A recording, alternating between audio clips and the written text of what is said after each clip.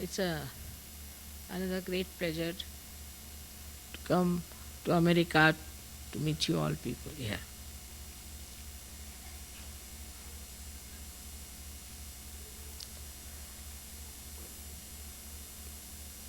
This one, as I've told you, is a very important country in the field of spirituality. Not because it's a large country or because it is very prosperous, but because, as you know, it is the Vishuddhi in the plant of Virat. Vishuddhi is such an important chakra. It has a very great manifestation also. For example, it has another, you can say, a subsidiary chakra, which we call as Hamsa Chakra. And the star, which is influencing this center, or we say the star that resides on which the center is working, is Saturn. And as you know, with Saturn there is another small little Saturn moving. In the same way, with this Vishuddhi chakra, there is another one which is a very important chakra,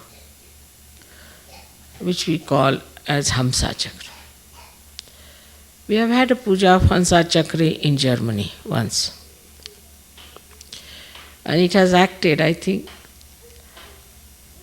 because Germans have realized that whatever they have done so far was absolutely inhuman. And I was so happy to see that when I went to Russia, the people who came to give them realization were mostly Germans. It really makes you feel so tender about the whole thing, that the Germans felt it is important. I mean, they were the ones who were attracted to come to Russia, to give realization to Russians. And you must know that the number of Russians killed are the maximum in the world, in this war, by Germans. So the discretion, the divine discretion that manifests through your Hamsa Chakra, first started in Germany. And now you see how East Germany is entering into German territory, West Germany, and how they are welcoming them, looking after them. And who did was all these things was, see, few Sahaja Yogis who triggered it. So in those countries where there has been tremendous war, problem and the hazards, and they had to go through hell, even Germans had to suffer a lot because of Hitler's misguidance. They have known hardships, they have known sacrifices, they have known all kinds of ordeals they had to go through. But somehow this country has been blessed to such an extent that Americans never realized what is it that is hardship. And the blessings really have spoiled them. Hardships have been in all these countries which we call as Eastern Bloc. And Sahaja Yoga is spreading like wildfire in all these Eastern Bloc countries, where they have been completely under the rule of Russians, we can say, or under the rule of terror. And the same terror has acted in Russia throughout. In that terror, in that fear, it is surprising how this wisdom has grown in all these people, much more than in countries where we have the greatest affluence, the greatest comfort of life.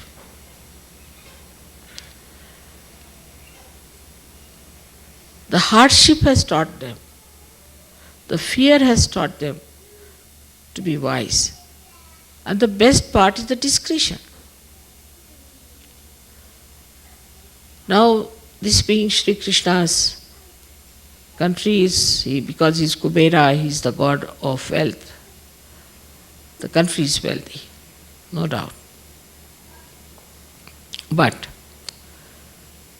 the other part of Sri Krishna is completely missing, is the divine discretion. How his divine discretion is shown, even in Mahabharata, is wonderful to see. How he managed the Pandavas to win the war through his divine discretion, because they were dharmic. They were standing in dharma. And how he supported the Pandavas because they were dharmic. But just the opposite is the situation of his America, that America always supports wrong people. And it has no principle of righteousness or principle of its own freedom. For example, to support something like Argentina or Peru, where there's complete dictatorship. I've been there, I know what it is like at the time when it was under the regime of these people. And that's what has happened to the people of this country. They have no divine discretion at all. And that's why I think all the false gurus have come and settled here, because they know these people have no divine discretion.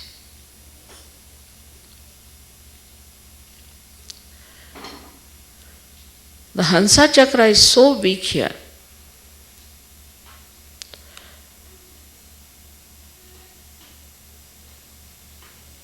that they cannot see what is dharma and what is adharma.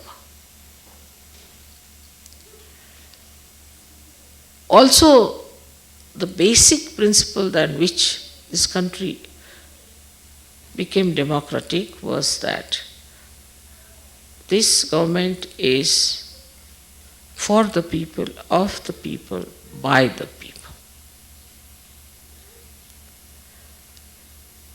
So it has to be people-oriented. But democracy at this stage, without realization, cannot work out. It's obvious. Few people who were cunning, who could make money, became money-oriented. They could advertise better, they could manipulate better than other people who were crooks also, making money like that, through drugs, through other things, by other means. They could come up. They were elected. And they are in charge. So it is not people-oriented, but it is only money-oriented democracy. And maybe if it goes on like this, you will find we might get some horrible crooks as rulers in this country. Because the one who can make money, the one who has lots of money, by hook or crook, whosoever may be, can win over elections and can become our ruler here.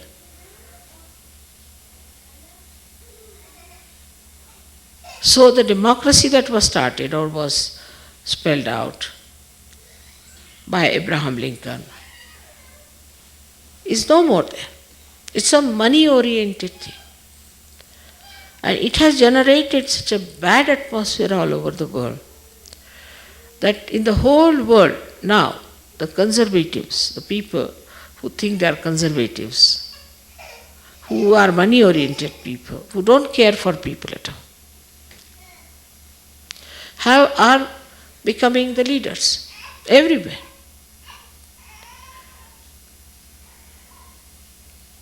So to be people-oriented,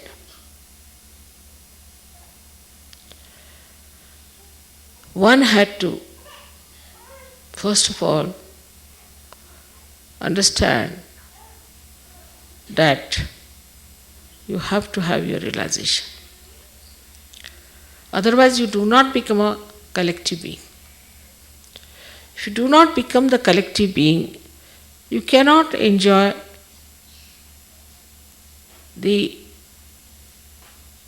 beautiful virtue of generosity. And when you do not have that generosity, then you become a person of a very small mind and a small heart. And the crookedness works everywhere. Outside, they are very sweet to talk, but inside don't know what they will do, how they will deceive. In this kind of atmosphere we are. Well, in Russia we have done so well. In Russia, people were just waiting for a mother to come, that's all. They are mother worshippers to begin with. And they were wanting somebody just to love them, every one of them, to tell them about love. Because they felt they were never loved by their government. Here also, nobody is loved. But the pattern of the government there and the pattern of the people are two different ends. The government people are very, you can call them very dominating, extremely strict and exploiting type. But the people are the exploited ones. But here, the pattern of the government is taken over by people. As the government is exploiting people, people are also exploiting each other as much as they can exploit. Very good. After all, money is the end of it. That's why I used to think why in America Sahaja Yoga is failing. All kinds of thugs have come here, they have made lots of money, they all are thrown out, and so many are to be thrown out is all right. But as far as Sahaja Yoga message is concerned, people cannot absorb it. So now for Sahaja Yogis, it is very important to become really very deep Sahaja Yogis. Very, very deep. So that we can trigger better. Even if there are two Sahaja Yogis who are very deep, one can trigger a lot. Like you'll be surprised, in Hungary people were saying in the beginning, Mother, what about Hungary? It should become free. I said, let there be one Sahaja Yogi to come in. Only one fellow came in, absolutely sick, very thin and worn out fellow. I treated him, I cured him. And with love he got nourishment. And within 8 days after his realization, we went back, and after a week, Hungary got its freedom. Though we are few in here, we all have to be very conscious of it, that we are the foundation, and if we fail, we'll fail our country. We have to be very deep, sensible Sahajogis. So what problems do we face here? First is, I have told 100 times, that you have to open your heart. That's such an important thing for all Sahajogis, to open their heart. Look into your hearts. What do you want? Not through rationality, but through vibrations. What do you want? You ask yourself, what do I want? Then say a few words. I want money, vibrations won't flow. I want this, that, vibrations won't flow. Then what do you want? I want to be a deep Sahajogi, very deep, so I could save my country. If Americans will go to hell, you will be held responsible for that. Nobody else. You need very few people to trigger it, I tell you. But we still stick on to our past.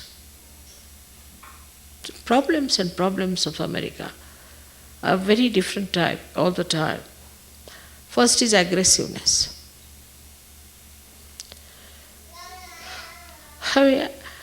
What is in aggressiveness? Loving someone, being kind to someone should be so natural, because that is what your spirit is. It loves.